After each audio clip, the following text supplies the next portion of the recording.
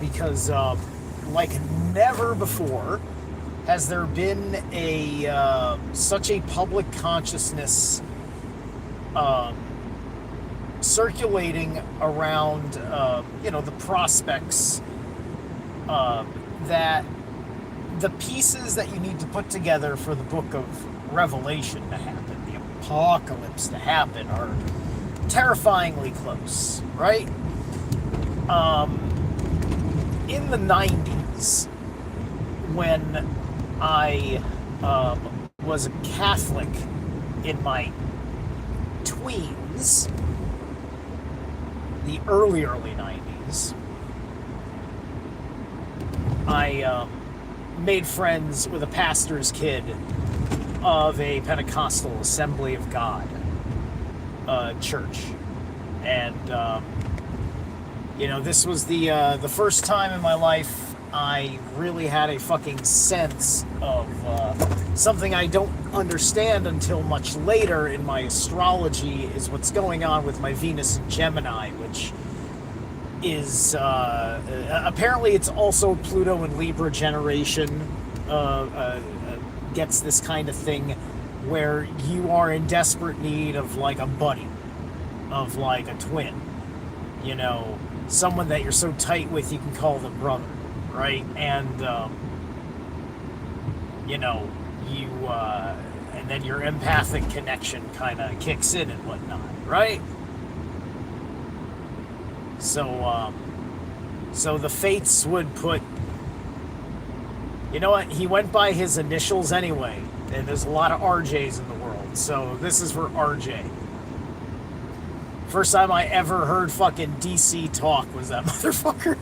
And it's part of the reason why DC Talk is such a fucking meme in the secular world for Christian rock music, because, DC Talk for a while was the heaviest thing that the Christians knew how to market.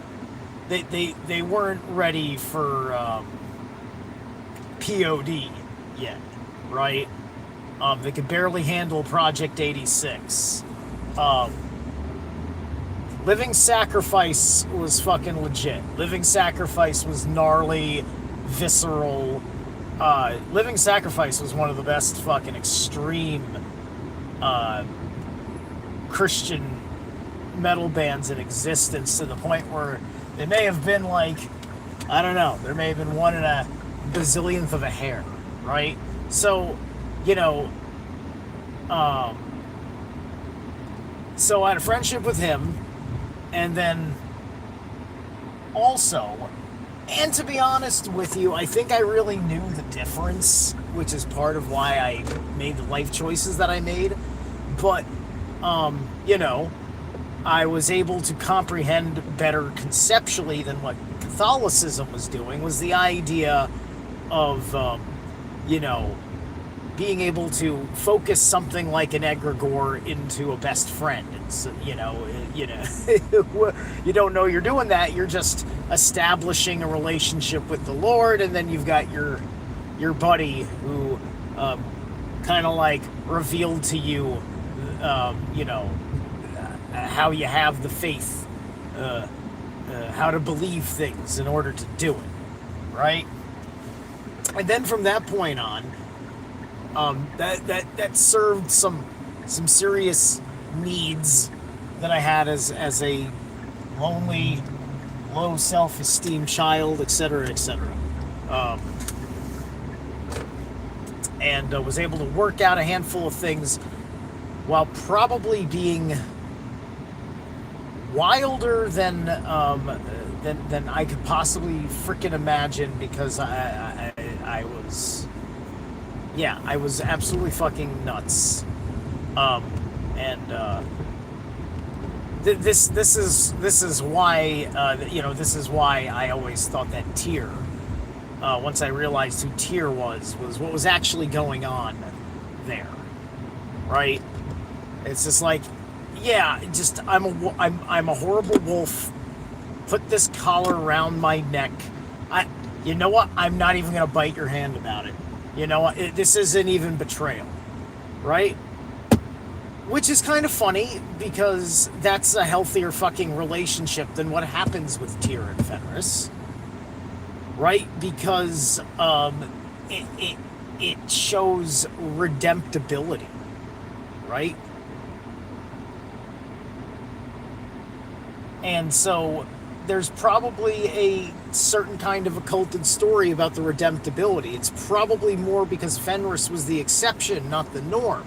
And that most men, they would just go through their Ulfidnar initiation or their Berserker initiation, and it went exactly the way it was going to go, including for the Berserker, who was going to, have the trouble of a civilized world closing in around him until, his behavior became criminalized.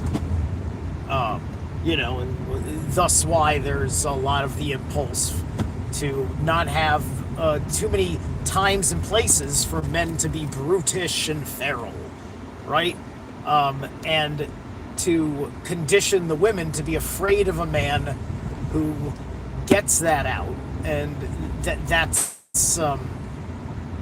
kind of part of Beauty and the Beast, right?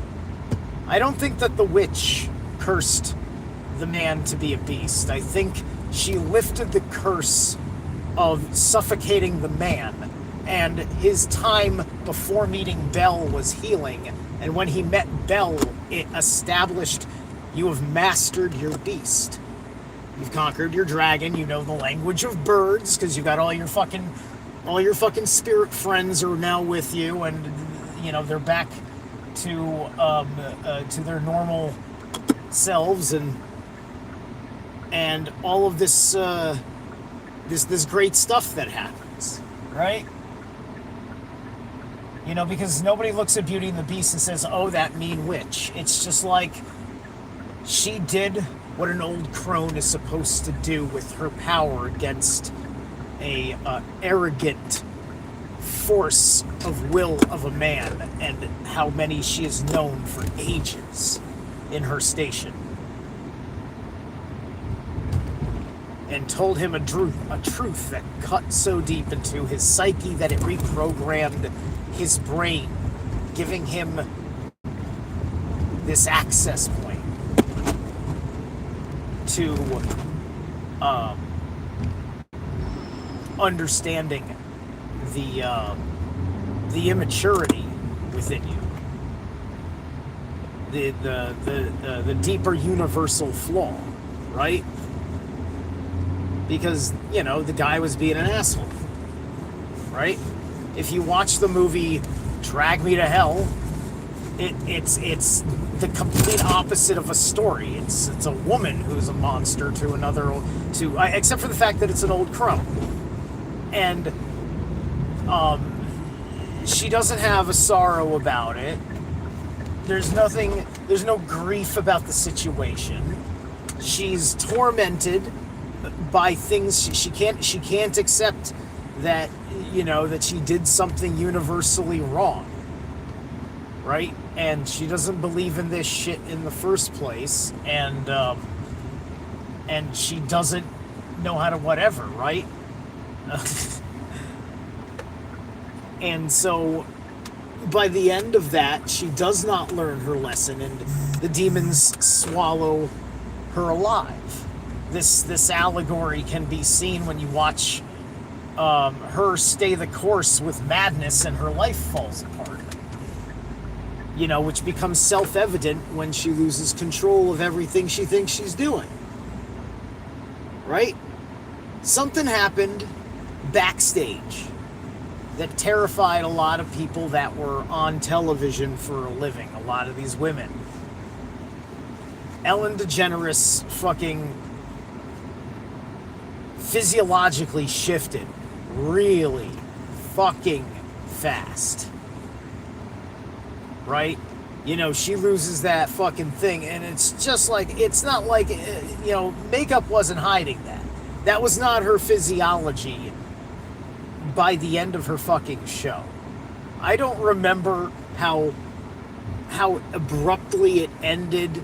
I don't remember if It was because I remember it was just before or because of the pandemic or something, right?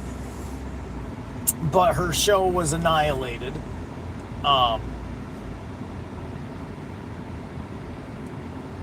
which had a certain psyche shift on a certain portion of the audience for that kind of fucking psychosis.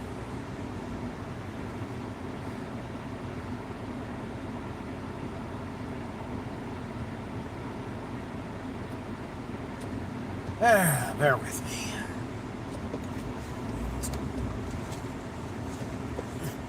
This parking lot likes to be annoying. Okay, there we go.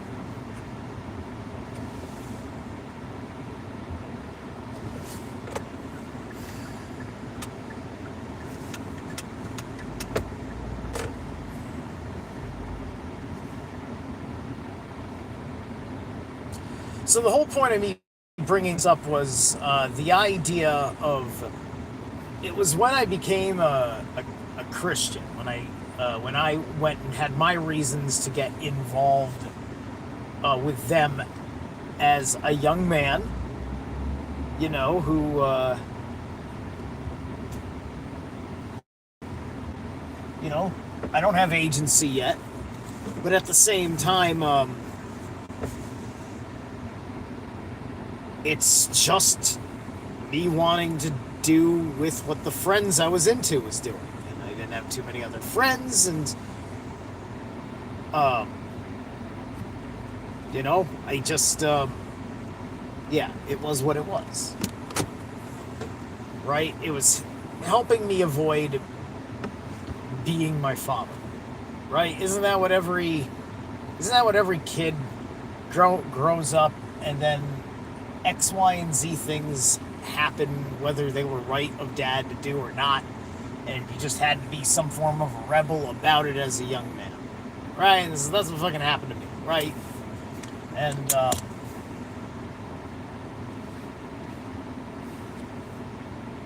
because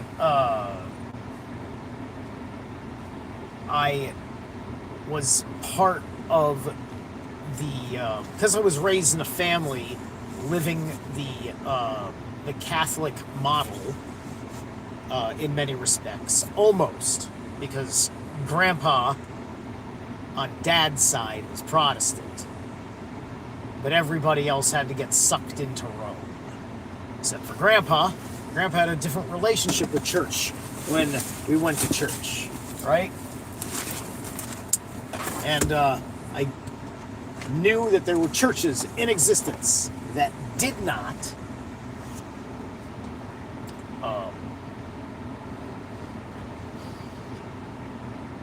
have you confess all of your fucking shit to someone. Because I started thinking about that, and it said, like, look, I'm the kind of guy that, like, I don't fucking like forced answers, right? You do a test, and there's no space to say I don't know, right? It's just like, if I walked into the fucking confessional and said I have no sins to report, I don't believe that would be responded to well.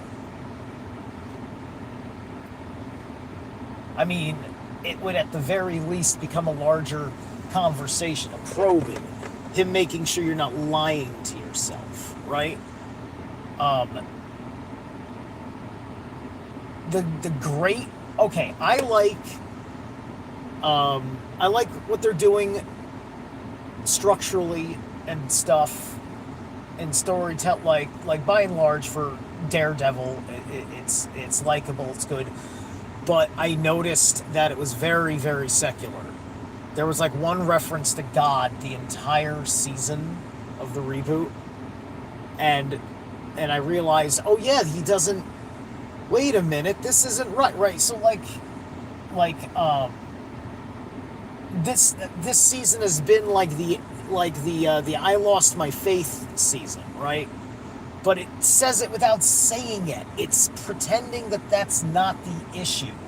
And it's just going back over the goddamn fucking story arc from the prior show to continue the circumstances, which doesn't make any fucking sense. It's just throwing away the dramatic lesson because you want to regurgitate a kind of scenario. You want to do this kind of story arc where the hero and the heroine that you're not necessarily very interested in have this kind of relationship and this kind of fucking trust issue. It's the trust issue again and again over bullshit. It's like, we're trying to nerd out. She's supposed to be supportive of it. She's supposed to understand that she's an annoying bitch. That's all you've done is write in an annoying bitch, and half the women don't fucking like her either. Because this is the disagreement between women that women in charge don't want to agree fucking exists. The all women are this and that, which gets into the monolith theories of fucking politics that have infested everything. And so that's going to also infest the apocalypse. And so you've now got this atheist apocalypse happening for the leftists called Extinction Rebellion and transhumanism. And then that literally translates as being as qualifying, hitting all the marks for the nature of people that enable the Antichrist in the end times.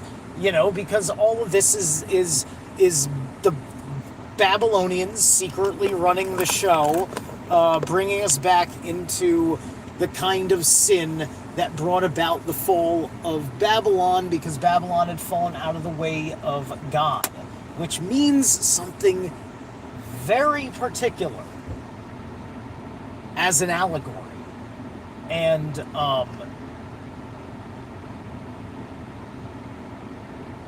you can have a safe conversation about this paltered book, the Bible, when you take history out of it. Because when you're taking history out of it, it means you're also taking the literation of prophecy out of it, meaning that the book is also not dictating the future, right? It's just that the revelation of the method has happened, right? It's just like, at the end of the day, if you want to rule the world, you follow a certain blueprint, and this old book uses a lot of symbol. Like, somebody's probably taken the book of Revelation and fucking atheized it, and it's probably out there as a certain kind of playbook, and you get the flavor for that through the combination of various tyrannical scripts you're aware of. The works of Huxley, the works of Orwell being number ones, right? This is why you have to fucking be aware of the Fabian socialists, because that's why Bernie Sanders has so many fucking houses and psychically gets the fuck away with it, because that's at the core of their investment, is the protection of the ruling class. The ruling class is wealthy. It doesn't even have to be the wealthiest people in the country, but they've got the wealth they need and the political fucking things they need to be these motherfuckers like Nancy Pelosi and Mitch McConnell that fucking have, I'm shocked they didn't die in office. They're leaving. They're actually leaving. They're not dying in office. But it doesn't fucking matter if the power and the principality behind that seat is still there. And technically, but those things are shifting, because we're talking about gerrymandering like never before. And some people are theorizing this gerrymander. You have to show me the maps. Do the maps look rational? Do they look like they tried their best to be geographically sensitive? Because the geography of where you fucking live matters, right? It's your population density to also, do you live in the same socio-economically connected area, right? If we're not going to fucking honor the constitutional House seating, which requires, at my last estimation, 6,000 members of Congress. About 6,000, I think. By 2020 census numbers. By the way, I believe the 1890 census, it's like the 80 or the 90 census or something, doesn't exist. What happened? What happened just before or after 1890 that snuffed our census? Is this related to the orphan trains? Because the script has happened over and over and over again.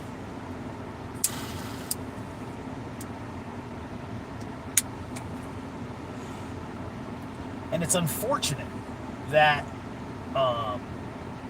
so few people will ever be like those, like me, right? It's I can't see anybody that has that spark in their eye when they're walking about, right? There's, I can look in someone's eyes and see, and I get a whiff of their state of being, which gives me hints at to what they're like. I don't know, like, it's not like I'm psychically infiltrating or whatever. It's nothing like that. It's more socio-spiritual, right? It just comes with, shamans do this, and if you've got the gift like me, comes along with the with being an empath and how you handle being an empath leading up to that point in your life, things like that, right? And so, it takes time, but sometimes I hear enough from a person, and I'm dialed in. I'm dialed in, and people are not used to one who gets dialed in, because I'll ask the question that pierces, it pokes at what you thought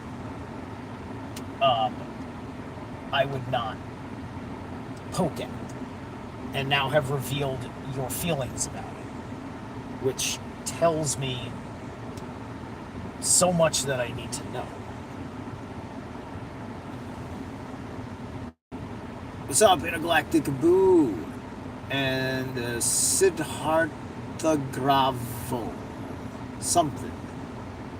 And, hey, Jazz? Who's Jazz? Am I Jazz? Whitechapel's not a jazz band. I'm not a jazz player. Anyway.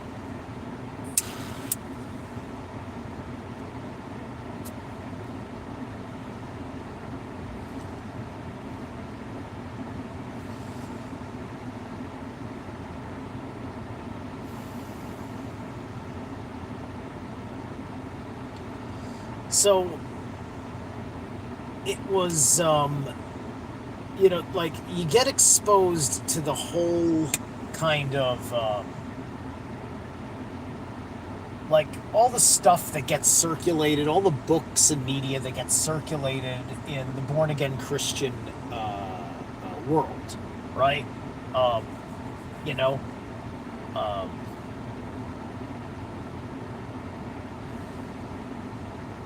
And so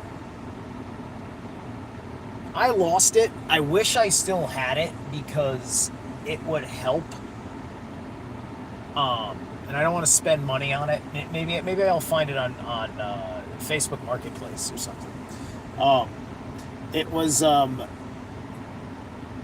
a prophecy editorial version of the Bible by John C. Hagee and what's his face, right? These guys are part of a big psyop, right? They are the people behind the Left Behind series too, or they're connected for sure, right? Because that interpretation of the Bible, which is that translation plus the editorial notes of, because this guy wanted to basically make money selling a Bible with his prophetic intellect of, him understanding. It's very Thothian sect, right? So, like, this is one of Thoth's plots as he takes words to twist their meanings, or at least not telling you the origin principle, perhaps because he doesn't know it because he didn't finish his initiation. Which Thothians cannot have finished true initiation because Thoth never finished his initiation on the seat of Tahuti. He was a lower adept who was on mission and was never going to get to a higher adept position because he was an outsider. Because this is talking about Thoth as the Atlantean, involved with the Anu-Draconian and Syrian factions of the Outer Gods. The ones that are part of the affront to nature, that bring about the Dark Worlds, the inversions, that which is naturally repugnant.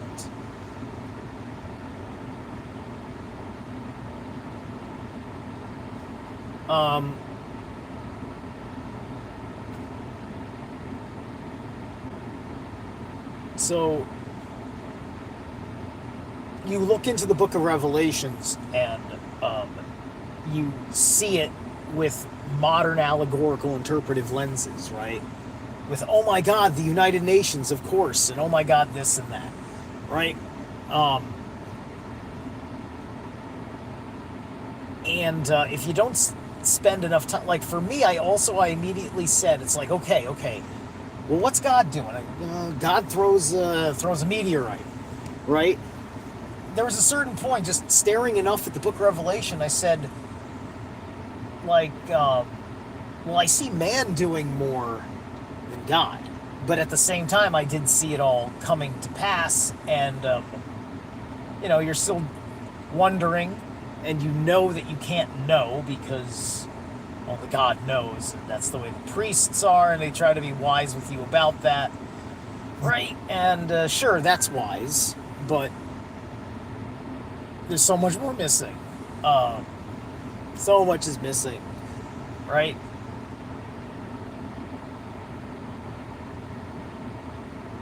And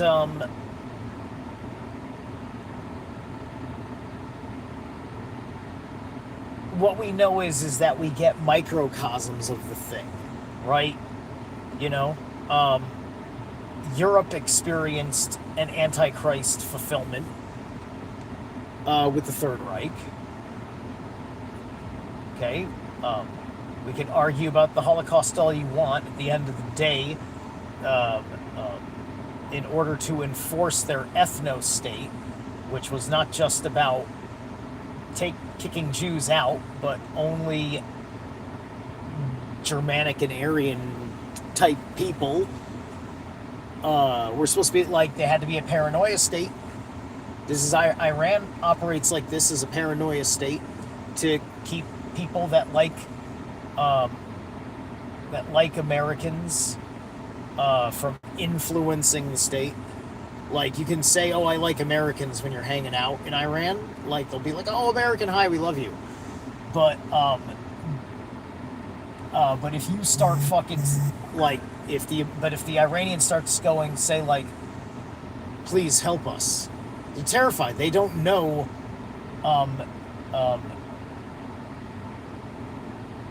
if you're going to be questioned by the IRGC and then you're free to go, but he's going to get fucking assassinated. You'll hear nothing about it because they control the media. And then our media, you have no idea, willingly ignores everything that their media covers up. Because they want that model to be honored, the way they want North Korea's model to be honored. We don't argue about this with North Korea. Everybody knows in North Korea it's fucking crazy different. And we also know in North Korea that The Asian people, they aren't prone to those kinds of protests, and if they were, they rarely want to have protests from the outside. I think that they like doing things interpersonally, collectively. Anyway, so that's why. So that's kind of probably been the way that emperors have controlled them, and so on and so forth, right? You can make all the arguments you want of look how great that is.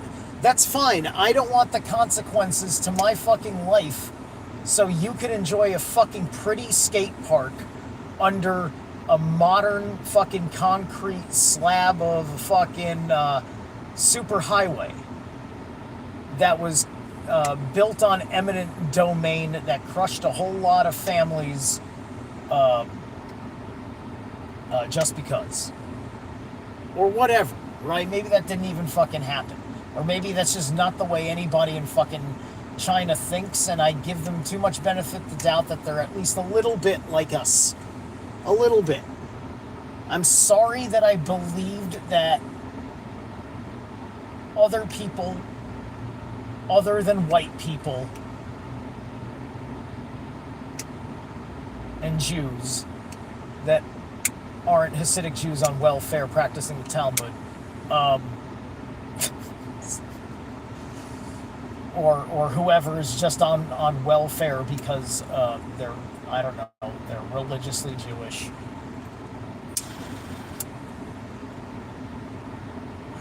But white people and Caucasoids are the only ones that like work hard and want to be free. Everybody else just wants to be fucking taken care of and work just a little bit. Just a little bit, right? They don't tell you about how lazy communists are. And the communism that has infested our world has made our buildings this way, which is why the back rooms is a big deal, because we've grown mad, like living in squares and trapezoids for fucking decades now, under the false cold light of fluorescence. Ugh. Fluoridated water, fluorescent lights. What's up with the flooring? Is it the flowering? Are we the fools? Sniffing upon the white lily.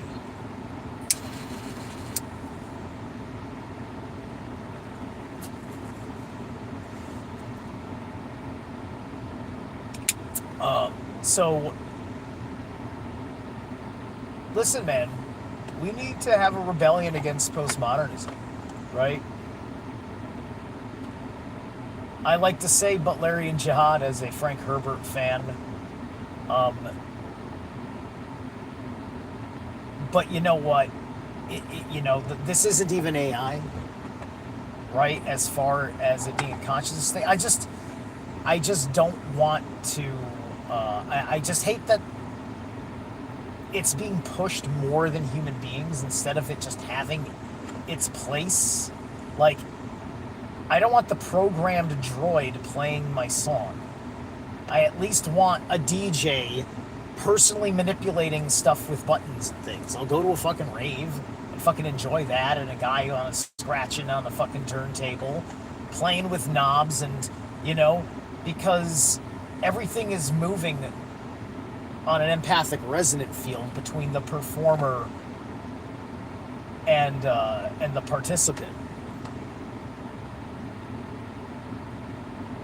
right? And I don't want a robot scanning my biometrics so it can scientifically give me a rhythm it thinks is best for me,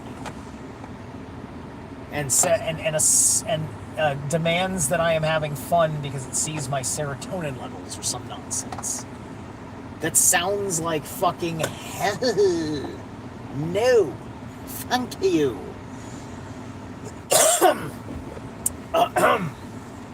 I do not live in the back rooms like some people are obsessed with. But I do want to see the movie because it looks off the fucking hook, and I love this kind of shit.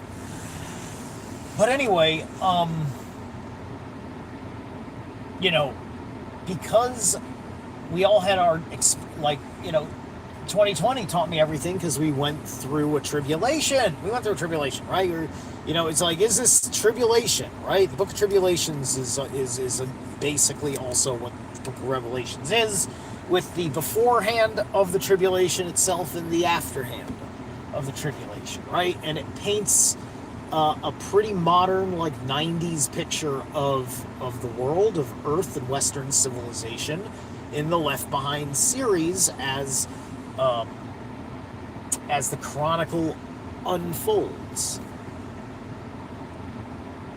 And how that primes the psyche when something like 9/11 happens, eh? Right? And in the Left Behind series, I don't even think,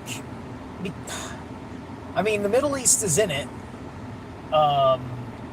obviously, because everything revolves around Israel. I can't remember how it paints Israel and the synagogue of Satan, because it's been a long ass time, right?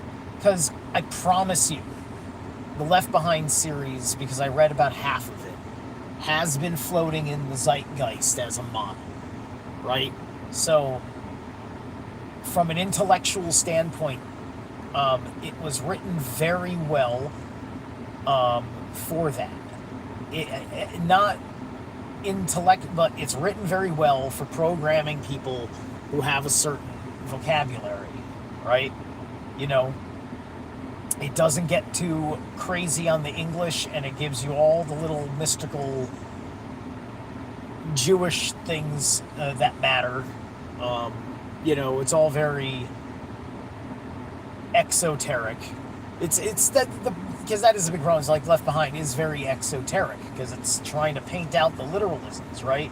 And it's trying to show you it all happening in order, right? Which is also somewhat helpful because, like, when you watch the Exodus movie, the really decent one with Christian Bale as Moses, it shows you a chain of causality from how the first plague sets the conditions for each succeeding plague, right? Because you get to a point where there's a bunch of fucking animals in the River Nile that are making it nasty in the first place, and then crocodiles show up and eat all the animals in the Nile, or alligators or whatever, and so then the Nile turns to blood because there's a huge feast, a huge bloodbath feast from the reptilians happening, and that's how the Nile turns to fucking blood. Just this absolutely monstrous devastation, which is also a devastation to the crops and everything else going on, right? So, and thus it throws Egypt very quickly into a dark age, is the idea, a mini dark age, right? So they're going through it, right? And yes, the Atonists, right?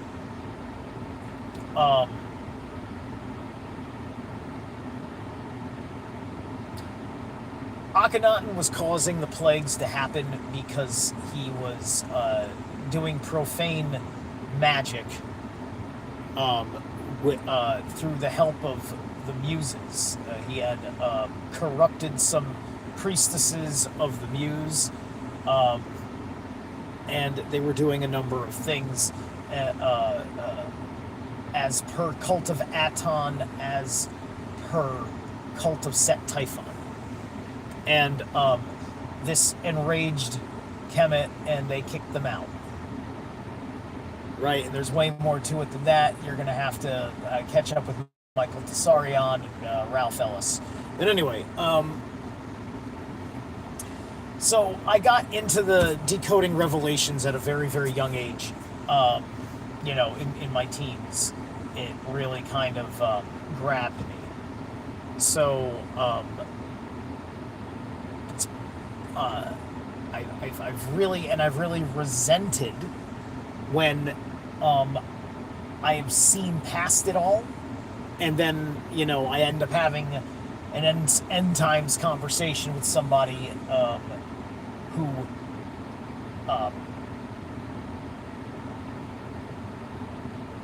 can't handle it being framed out of something that makes sense to them, right? Even if they don't want it to be the case, for various reasons, not necessarily because they're worried about their soul or anything like that, right?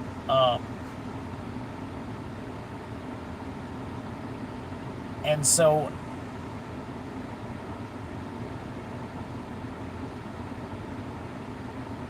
we have to ask ourselves,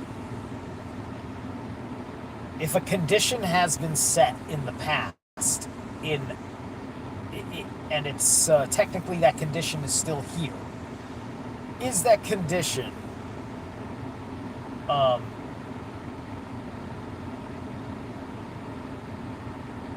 really still supporting the agenda, right? Look, time has to march on, right? Everybody's just like, you know, the war is a distraction from the Epstein class. Oh, I thought the Epstein class was a distraction from Charlie Kirk. Right? So on and so forth, right? So, like, everything's a distraction from everything, right? We can't go back to JFK. We can't go back. We can't. We have to resolve it. We have to resolve it over time by raising our consciousness, raising our wit and wisdom, raising our way in which we understand things. We have to have the right epistemology. We have to follow the right trivium process. We have to be prepared to think in objective parameters and subjective parameters, and ask yourself what rests best in the wholeness of what you know.